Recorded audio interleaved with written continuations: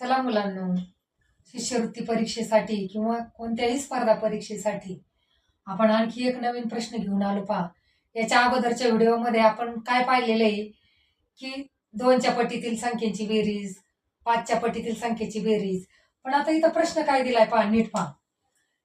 3 व 5च्या पटीतील 2 अंकी संख्येची बेरीज. 3 व 5च्या पटीतील 2 अंकी पहिल्या 10 संख्येची बेरीज विचारली पहा. 2 अंकी संख्येची पहिल्या 10 संख्येची बेरीज विचारली पहा. मग त्यासाठी काय केलंय पहा, मी आता लसावी काढायचा म्हणल्यानंतर पाढा लिहून घेतलाय पहा. 3चा पाढा आणि 5चा पाढा.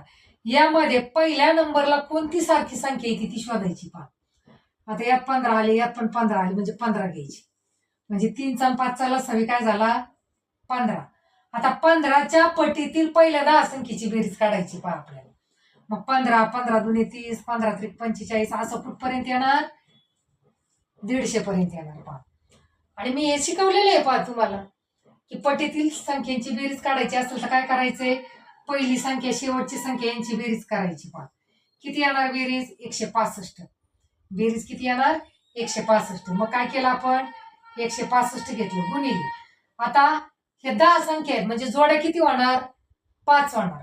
पण आपण काय करू, 10 भागिले 2 करू. 2 पंचे 10 म्हणजेच काय आलं, 165 गुणिले 5चा गुणाकार आलाय.